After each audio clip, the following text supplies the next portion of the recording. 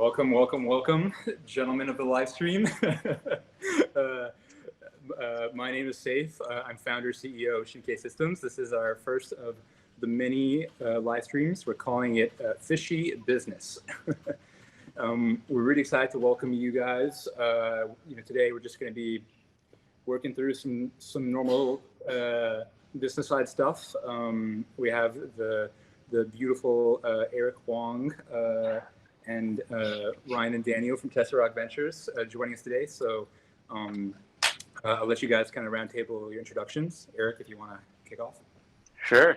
My name is Eric Huang. I'm the chef and owner of Pecking House. And I'm a chef. I've been a chef for the last 15 years and have been very fortunate to meet Saif and learn more about this project. What's up, everyone? My name is Daniel Sabzazar. I'm the managing partner of Tesseract Ventures. We're proudly an investor in Shinkei Systems, and we're excited to dive into the conversation of what they're doing in reinventing fish processing and bringing what we see as the potential for sushi-grade fish for a global food supply. Let's dive in. Word. All right. So today, we're just going to be chatting with Eric, kind of running through one of our case studies. So really excited to dive in. I'm going to actually just throw my screen up with the Notion page. And then be super informal. But Eric, we're just going to play some jazz right now. All right. Can you give me 1 second while I write a check for my beer distributor really quick? Sure. Sorry. All right, no worries. You're blessed.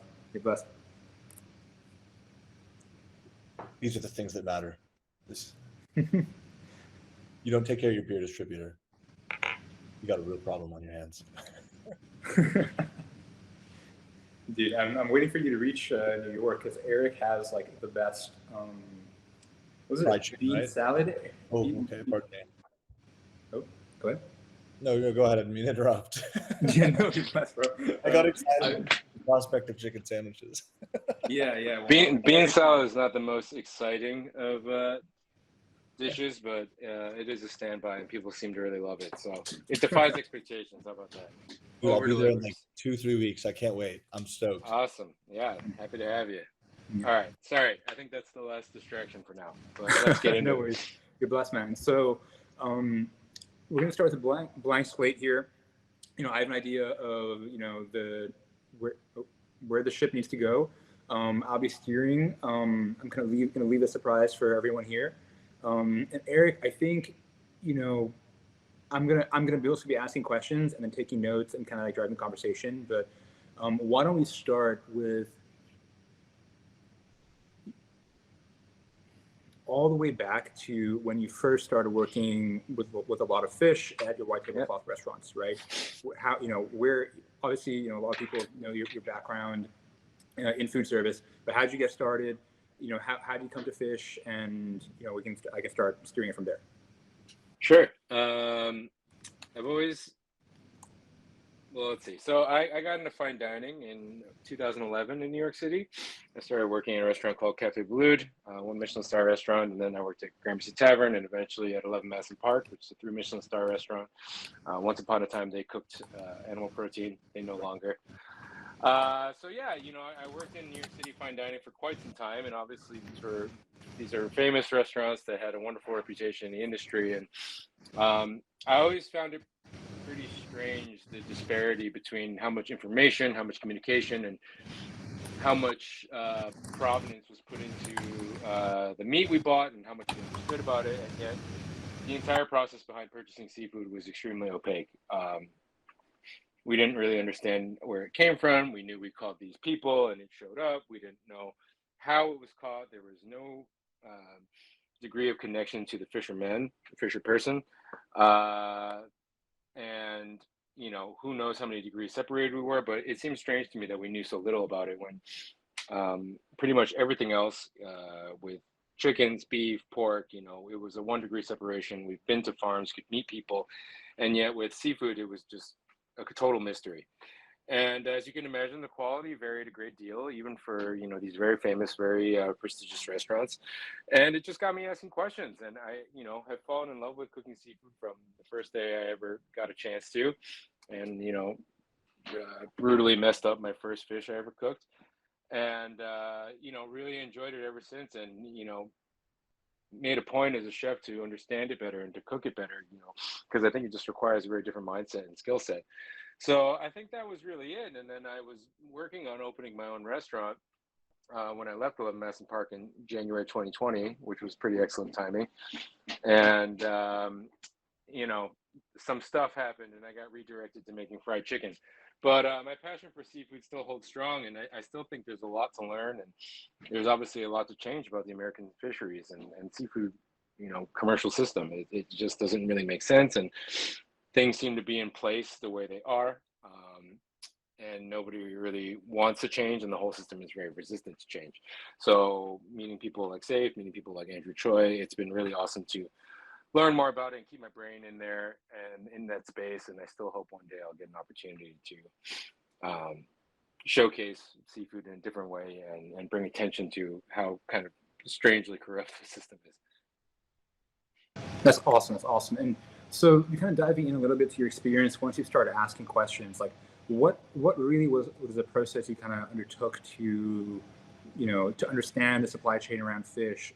Who were you talking to? Who did you try to talk to? How did you implement that with changes within the restaurant, within who you're buying with the distributor? Would love to hear about that.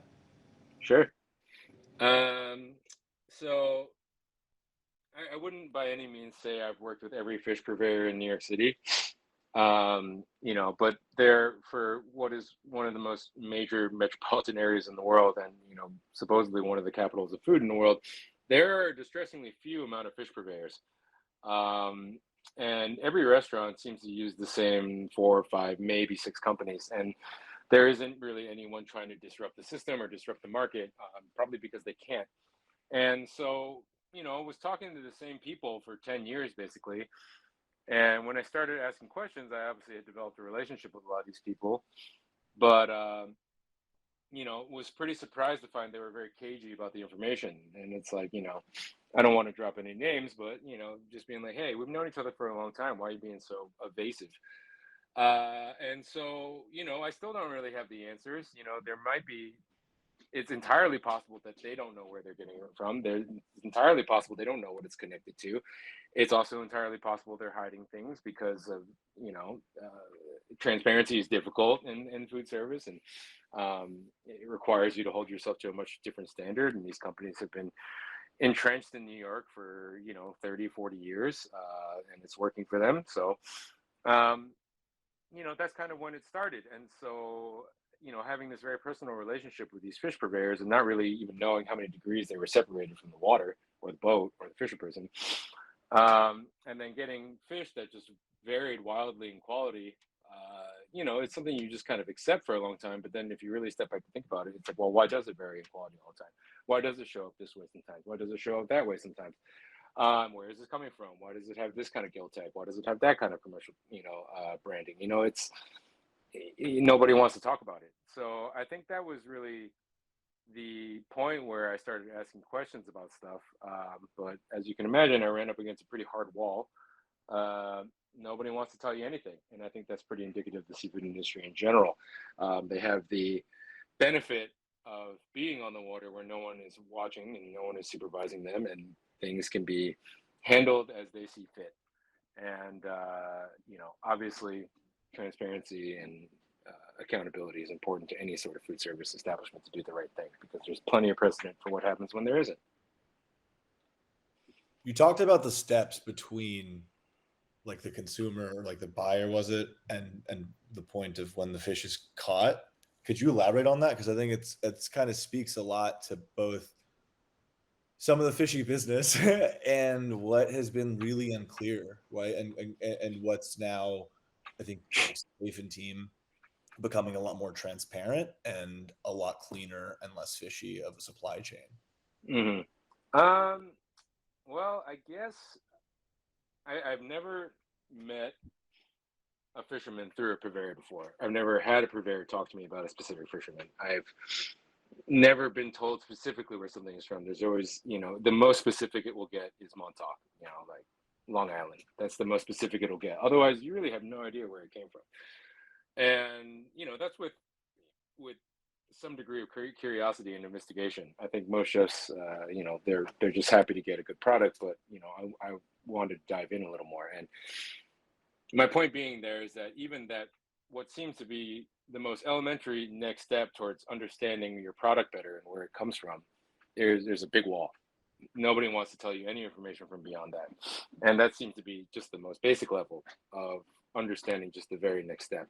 So, that leads me to assume that either the purveyor doesn't know what the next step is, and there's another barrier, there's another person, there's another distributor in between, which is entirely possible and we just don't know. Or they just don't want to share the information for so many reasons. And, I'm not trying to say anyone's doing anything felonious or criminal, but, it's a little sus always to hide information. And, you have to wonder why. So I think that's more what I mean. I've worked with so many fish purveyors in New York. I've seen how many tons of fish come into restaurants over the last 12 years. And, I just have the most vague understanding of where it came from. Sometimes as vague as Atlantic. That's awesome. And do you think that that problem is specific to New York?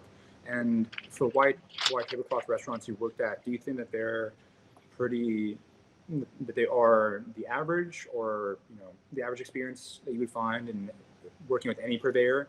Would it be different for a Japanese or Norwegian purveyor or Norwegian restaurant? It definitely seems to be an American problem, and it definitely is probably exacerbated in New York. I mean, anyone who's lived in New York can see the institutional problems across the entire city, from subways to sewers to street cleaning. There's so much institutional rot and corruption that everything is so, because it's such an old city by American standards. So it's just like there's just so much mess and chaos and bureaucracy. So that's to say that I think New York might be probably an exaggerated version of the problem, because the pressures of the economics here are so intense, and the complications of all the systems here are so entrenched and old and unchanged and not modernized. So that is to say, I think other cities, from what I can see, I've never really cooked in other cities for a super meaningful amount of time, but there does seem to be some better transparency, at least in my experience in California. The American fishermen I have met, they do seem to be from California, and I've had conversations with them, and they do the same thing that happened with vegetables and beef and chicken like 15, 20 years ago. They take pride in what they're doing, and they want to show that they're involved in the process and that this is a curated product. It's bespoke. It's something they only understand, and because there's so much history and tradition in their family of doing it, that's what makes the product special. And there are, a handful of those sort of people, at least what I've seen in California, maybe a couple in the Chesapeake Bay. I've not seen that anywhere in New York or New Jersey or the tri-state area. I don't really know why that is, but I have to assume it has something to do with the fact that there's the same 5-6 companies that have been controlling the market here for decades. And obviously they don't want those people to insert themselves. And as far as I know, I'm obviously not in the seafood game anymore, but all my friends who are still in restaurants and own their own restaurants, they're still buying from the same people. Well, and it makes me wonder how the problems of this like legacy industry and supply chain don't extend, or they're not just limited to fish, right? I'd imagine that most of animal protein, like I don't think we all know where most of our food comes from. I think we all know that it's a little sketchy, that it's relatively non-transparent. How do you think about that as like animal protein quality extends to chicken or poultry and the other types of protein that people rely on every single day? Sure. I will admit that's probably my echo chamber of living in the chef world, where everyone's buying really expensive and artisan quality proteins and such, but these things do exist at the grocery store. I mean, I would bet you, where I am in Brooklyn, the very gentrified part of Brooklyn, if you say green circle chicken, most people know what that means. They'll be like, oh, I've seen it at the store. I've seen that at the Union Market. And Green Circle Chicken is a brand that has been built over 20 years from D'Artagnan. And, you know, regardless of, you know, I've never done a blind taste test and a side by side, but like, regardless, it's synonymous with quality now because it's been built so much. And that's kind of the point for me, is that there's Green Circle Chicken, Spring Rock beef, there's Raven and Boar Farm, you know, pork. There's like, you know, there's so many proteins, and like at Union Square Market and the farmers markets in Parsec Park, where there are producers and people who practice animal husbandry that have attached their name to it. And that is almost never the case with seafood. And if it is, there is still always a distance from it. And it just has to make me wonder why. And so I think, I mean, obviously, New York is not representative of the entire country. I think that's very evident. But, you know, for people here, there is becoming a more investment in learning about our food systems, and that information is becoming readily available about vegetables and protein and eggs and, you know, even pickles and creating fermented goods and things that people make at the market. There's honey, there's flowers, you know, there's names that are becoming big in the market, and people in New York understand it. And it's still strange to me that this is not a thing for seafood. And it just leads to a lot of questions, in my opinion. So I think basically my point being is that the systems are improving elsewhere and yet are very stagnant in this place. Yeah, that's fascinating. I think what excited us most about Shinkei is how chefs like you were getting excited by it, and it was of quality for what you expect, and the scalability of the system also meant that now lots of other people could benefit from that quality. Have you seen lots of chefs embrace Shinkei and the EKG or Shinkei Jime method? And what do you think they like are excited by about it?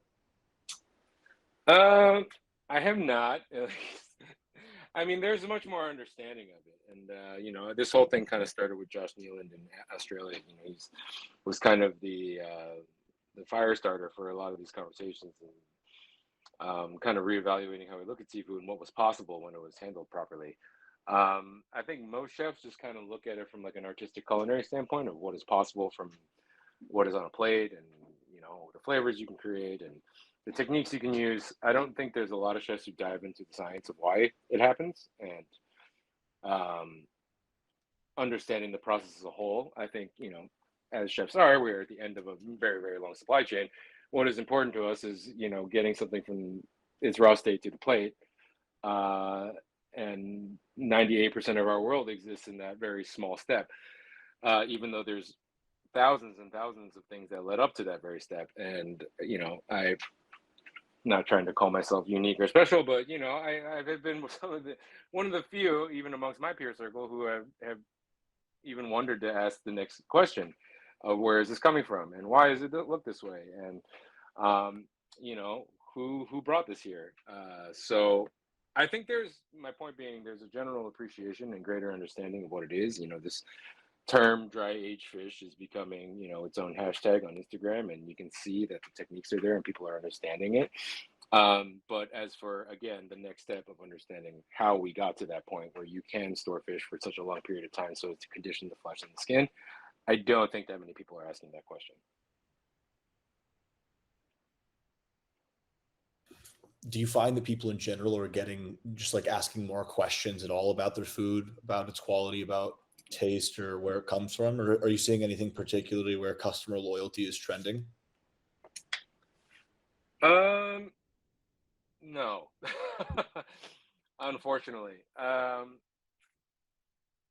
If I've learned anything running a restaurant so far, is that moving the needle on public opinion and what is considered to be understood knowledge is nearly fucking impossible. And, you know, that's why it's so difficult and exhausting, why so many chefs don't do it. They know that you can't change people's mind on it. You can't really educate a meaningful amount of customers to change the public opinion on something. That's why everyone is still assuming that, you know, you can slap day-boat scallop on a label. It might be totally bogus, but people kind of understand that, and there's obsession with fresh. And, you know, it doesn't help that people are very occluded about the information surrounding it. And so basically what I'm saying is that I still contend with all sorts of pernicious conceptions about food, that being like, MSG and Chinese food and fried chicken and, you know, all these strange food myths that have percolated throughout culture throughout the last, several decades. And they still pop up all the time because this is just what people understand. And it's very, very difficult to change it. So that's why I think people assume that when they go to Whole Foods and they see wild salmon, they're like, oh, wild is better. That's not, it's obviously not totally the case. There's a lot of nuance to that. There's a lot of there's a lot of but there's that obsession with it and the freshness and the date and its appearance. I mean, those things can be important, but it's not the whole story. But is anyone ever going to take the time to understand the whole story? Would you give us the TLDR of what does matter? Because I think ever the biggest challenge I've incurred, like I faced after investing, really meeting Safe and learning about Shinkei, is like I'm so much more critical about what I'm willing to eat now. And before I was like, I don't care. But I'm like, oh man, I've seen it, right? You see the side by side fish. So what can we eat, or what are the decisions, like the criteria you use to decide? I mean, unfortunately, the most obvious sense to trust and most obvious indicator of quality is smell. But it's so obvious that if you do smell something off and the untrained person can tell something is off, that means it's already in pretty bad shape. So you've gotten pretty far already. And the general state of your average millennial and their ability to cook is obviously very limited. So, think about your average person roasting a chicken and then giving them a whole fish. I would gather that the grand majority of people who are not in food service would not know what to do, not know how to cook it.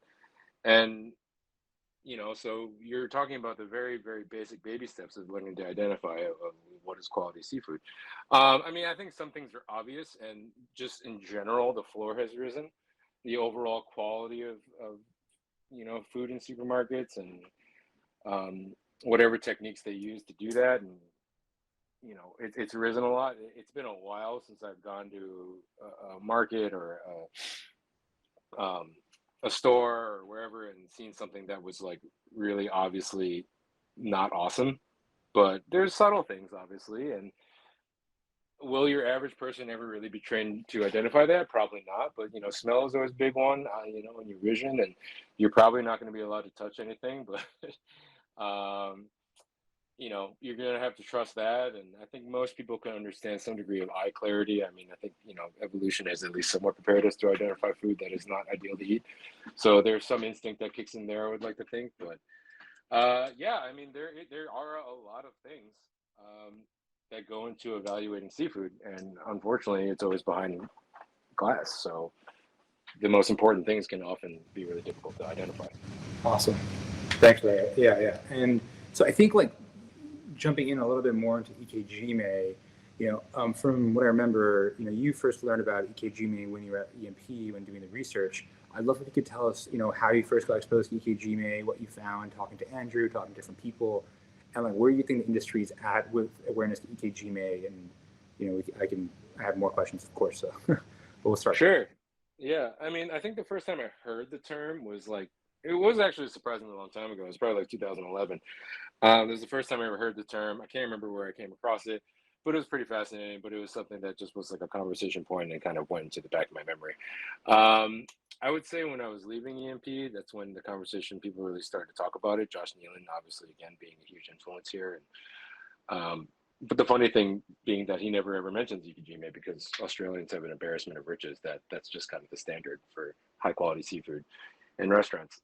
So yeah, we were beginning to talk about it and beginning to see it. And, at first it just kind of, obviously it's a foreign word and obviously it's a Japanese word. It just kind of falls into this category where people assume there's like this obsessive, like Japanese attention to detail that doesn't really, have a lot of benefit, or it's very extreme and it's not practical at scale, and not something that anyone would ever really adopt. Like the same kind of myths about Kobe beef and massaging cows and feeding them beer and such, that sort of mythos. So my point being is that I don't think people really took it seriously and didn't make the connections to how beef is handled that way exclusively. It's the law. You have to do that with a cattle gun and humane dispatching of beef and pork and chickens and immediate desensitization and stunning. And, you know, these systems have been around for ages and ages and ages. And I don't know if people made the connection that like, oh, this sounds like a weird, highly specific technique that only Japanese people would do, and it's foreign. It doesn't feel like something that's ever really applicable to my practical life, when in fact it is everywhere. And every piece of meat you buy in the supermarket and in the restaurant has the very same principles and has been heavily industrialized. So I guess like learning more about it. I mean, I don't think I totally understood the science behind it, but there was an intuitive, you know, understanding of, yeah, that makes a lot of sense. You know, I think as a species, we've understood that killing animals humanely has improved the quality of the meat. I think even since like Neolithic age. So I guess that's a really long way to say that. Like I became aware of it a long time ago. I started hearing about it at EMP. I don't think anyone is really starting to take it seriously though. And walk us through your time, you know, talking to Andrew. You know, obviously you're actually EKGMA certified, last I remember, or at least we're pursuing it. Well, actually, so that's worthwhile for me to mention that I actually met Eric through a cold Instagram DM. I first asked him for drinks, so when he said no, then I asked him to come on as an advisor. But so Eric was one of the few names I found on Andrew Choi's website over at the EKGMA Federation, and I'm sure we'll have Andrew on at some point here. And so Andrew said that you were certified, Eric. So I don't know if you had, or you know, if there's any formality to it, but would love to hear about your conversations with Andrew, how you reached out, and the kind of integration there. That was a pretty casual certification process, but okay, I'll take it. You got knighted. Yeah, just dubbed with a wire on a boat.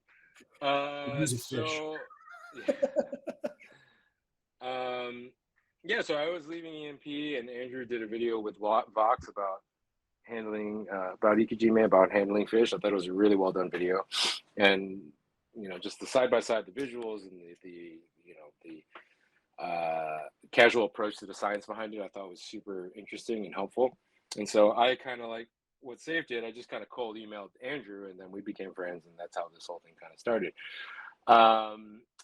So yeah, I mean, I've understood it. I've done it. I've been on boats doing it, and you know, I have gotten my lecture from Professor Choi and his PowerPoint slides about the whole science behind it, which he does have a really good PowerPoint about it.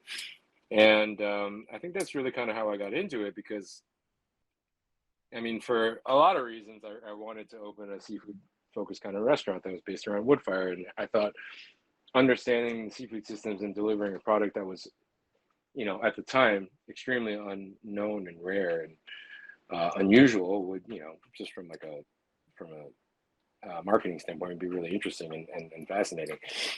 So that's kind of how I got into it, and I still remain very interested in it, despite, you know, being in a very different culinary sphere.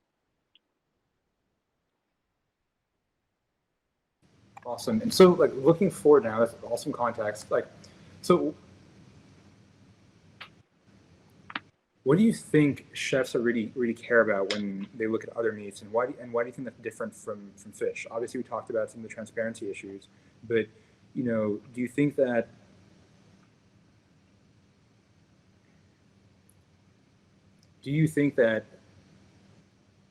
if, say, EKGMA fish were more plentiful, or if there was more transparency in supply chain, that perhaps chefs might look at the industry differently at all? Do you think that there might be a change in taste? Like, what's your opinion there? I think, unfortunately, we're at this stage with restaurants and the economics of a restaurant that make it so that all that really matters to chefs now is the cost. And I am guilty of that as well. It is more expensive than ever to run a restaurant. The margins are tighter than ever. You know, having the wiggle room to splurge and to use luxury ingredients and, you know, handling it properly I think we're still in the phase of figuring out this kind of next stage of capitalism, so to speak. So that's a bit of a challenge, and I think what will eventually be the biggest obstacle for anyone really adopting this, because at the end of the day, as you know from talking to fishermen, and now you know from talking to chefs for sure, the money talks, and it's just really difficult, and seafood is really prohibitively expensive, even for very mediocre quality seafood. So that's kind of the big thing. But obviously chefs get into this for a certain romance and appreciation for product, and there's always a love of great product. The problem is just how can you make money on it? And so far the answer seems to be charge each person $500, which is obviously not every restaurant, and obviously extremely challenging, and maybe not even what you want to do. So I think that's the really hard part here. But as you've seen, Safe, and delivering really high quality seafood to friends of mine and to me, myself, and you can see how excited we get about it. It's really awesome to see well handled product and see something that makes you want to cook with it and to work with it and to respect it. And that is at the core of why we do what we do. So don't get me wrong, you're going to be able to peddle a lot of romance, and you're going to get a lot of people excited. But the problem is cost. And I have seen some degree of, I'm not sure if you're familiar with Regalis. They're like a really high-end luxury food producer, and they're starting to offer Ikejime fish and Korean seafood and all this stuff. And I'm sure it's nice. I haven't bought any of it, but it looks nice, and I trust those guys. I know they do good stuff. But what I also know is that it's probably absurdly expensive, and only the most luxurious and highest price point of restaurants can really handle something like that. So unfortunately, that's the bind we're in. Do you think chefs will ever be interested in buying, do you think it'll be buying Ikejime fish and like the Shinkei brand becoming something they look for? Or do you think that there's the opportunity for them to purchase Shinkei type equipment and start using that in their own operations? I don't know about using it in their own operations, but as for the appetite for new purveyors, I have to imagine that, yes, people would be really excited about it. There's very little exaggeration when I say there's like a handful of purveyors here who control the entire restaurant industry.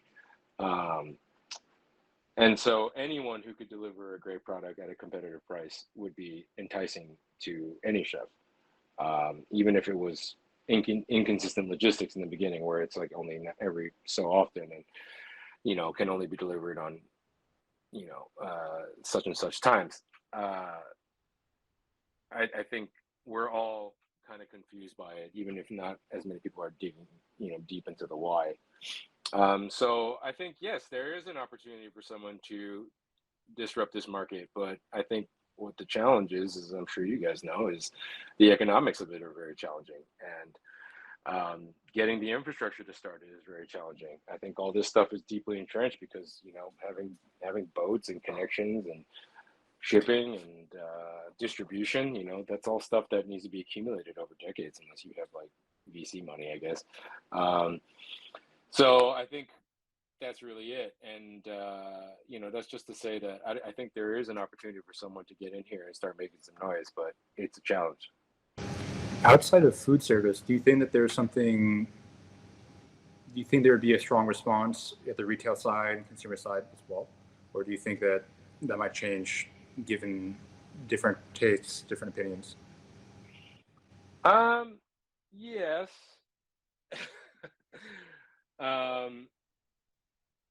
Again, kind of what we were talking about before, your average home cook, their understanding of seafood is even, more dire than their understanding of chicken. And that is already pretty dire.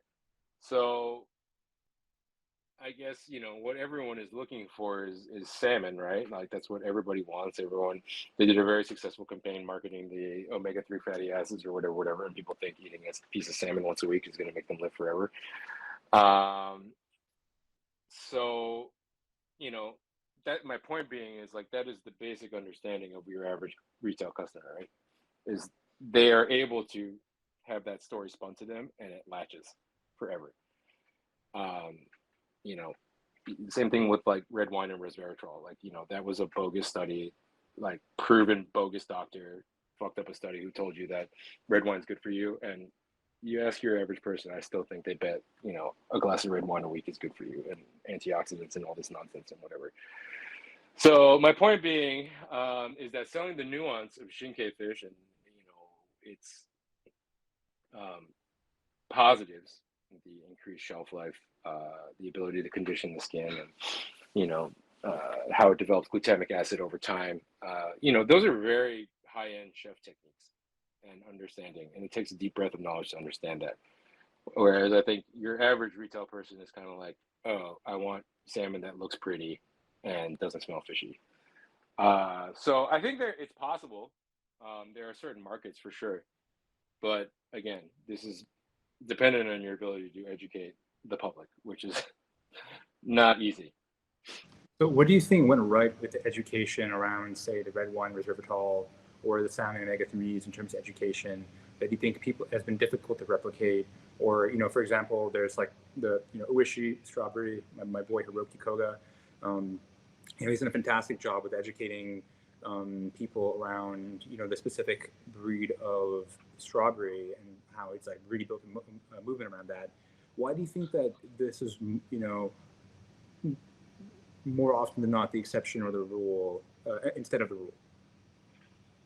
I think because people don't eat that much fish. That's really that's really it. I think, you know, it's very approachable to buy a boutique cantaloupe or a boutique strawberry. That's something everybody could enjoy. It takes no skill, it takes no technique, it takes no knowledge to understand and appreciate. And for your average person to understand how to take a great piece of fish and make it something exceptional, just most people don't have that knowledge. So I think that's what it is. It's a little harder to market, and because I don't know if there's a desire to. I think there's a great appetite for seafood, but it's usually because someone else cooks it for you.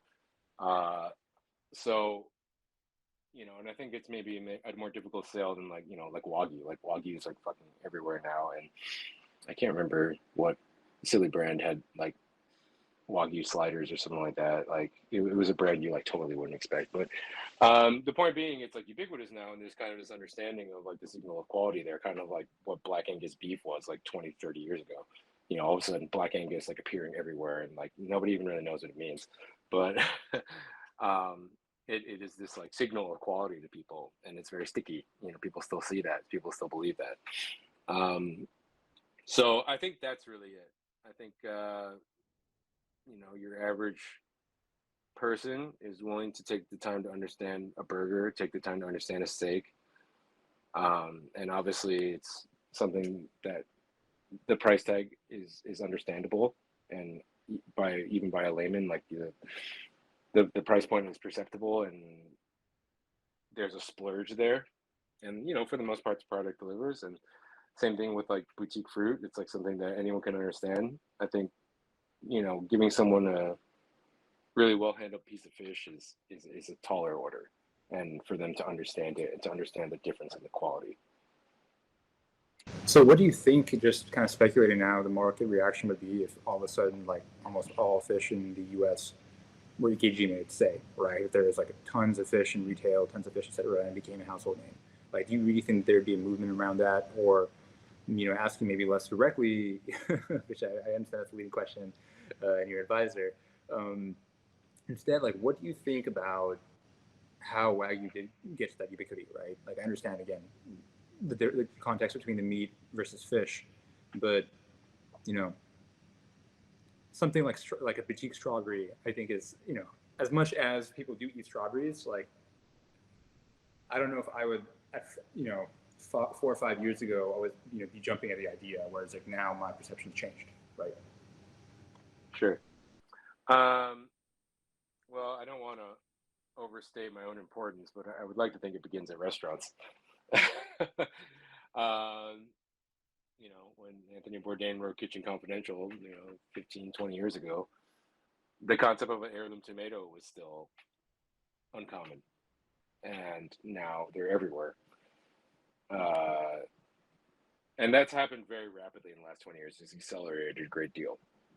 But these products that they start at the restaurants, right? It's a lot like high fashion, right? Like haute couture. these things start in restaurants. People have the experience, and they discover how amazing it can be, and it starts kind of. I'm very reluctant to use the term trickle down because obviously I'm not a believer in trickle down economics, but they percolate downwards to the more common experience, and they start to define the culture around it, in my opinion. And that's why you had Wagyu and dry aging beef and heirloom chickens and all these heritage breed pork and stuff like that. That stuff all starts at restaurants, and people have those experiences, and there are these fancy, really ridiculous cookbooks that come out, and people start to read it and they talk about it at parties, and then it starts to percolate down, in my opinion. So I think, while it's a very easy punching bag to make fun of fine dining, it is kind of a tone setter. It is at the edge of what is defining our culture and understanding around food. So that's my opinion. But obviously, I'm very cognizant I live in a bubble of hospitality and cooking. Awesome. Well, I know we're coming out on time here, but Eric, really appreciate it. If you have any parting words around Shinkei, around Ike your experience in fish, we'd love to hear them. We're all yours. Well, I hope I didn't come off too pessimistic or we're too much of a Debbie Downer here, but you perhaps caught me at a time where I'm struggling to educate the public on anything, that being, issues around tipping and how we, health and chicken and MSG and all this shit. So perhaps there's a bit of me who's a little frustrated, but, I think just as with everything that happened with meat, with vegetables, with all sorts of trend setting and understanding the issue better and wanting to do a better job around how we produce food and understanding our food systems, it's a really worthwhile, noble pursuit, even if you hit dead ends or even if things, snag and twist and turn. This stuff's really important. And, I think obviously there's that mammalian disconnect with people's ability to empathize with fish. And that kind of is another obstacle towards people wanting to understand this issue better, let alone the understanding of how to cook fish and letting understand the knowledge around it. But I think it's really important, and I think it leads to some really interesting discussions and leads to some really beautiful product when it's done properly. So as a chef, I'm selfishly very invested in it and want to see it succeed. And at the very least, to challenge people's notions of understanding their food systems better, because people think they know everything. And YouTube comments have taught me that apparently I know nothing, despite having been a chef for 15 years, and everyone else knows what's going on better than I do. But our job is to stand here and be resolute and to challenge people and to provoke, insight, thought-provoking questions, and to show them a different perspective on things, despite all the ignorance. So I think it's very worthwhile. I think it's great, and wishing everyone the best of luck. Well, thank you, Eric. Really, really appreciate the time, and super stoked to get these notes over to you and that doc you're talking about. Cool. Cheers, man. Thanks for the time. This was really good. Learned a lot. Yeah, awesome, guys. Thank you so much. First of many. Sorry, I'm keeping an eye on the security camera, making sure things aren't going down in flames. But yeah, thank you so much, guys, and let me know how you want to continue the conversation and stuff. And yeah, when you're in New York, come visit, come have some chicken. Cool. Yeah. We need to have this next conversation in the restaurant. Exactly. Yeah, for sure. That's way more fun. We'll get some fish for Eric too to cut up. Yeah, for sure. Yeah. Eric, have you tried using your sauce on fish and your breading? I've never tried it. I mean, I'm sure it's pretty tasty. It's probably not bad. Yeah, I mean, that'd be cool as like a Pollock to try it, right? I would try it. Yeah, if you want to try it, we could try it. I doubt you're going to get any subtleties of the fish, so to speak. It's going to be, right, fried protein with chili oil, like dunked in chili oil, but it's tasty. Yeah. An experiment. We have to do it for science. For science. Absolutely. Awesome, I love a good experiment. All right, cool. Thanks so much, guys. Cheers. Awesome. Cheers, Eric. All right, cool. Is that cut or? Oh, yeah. I don't know. Are we doing cut there, or what's the?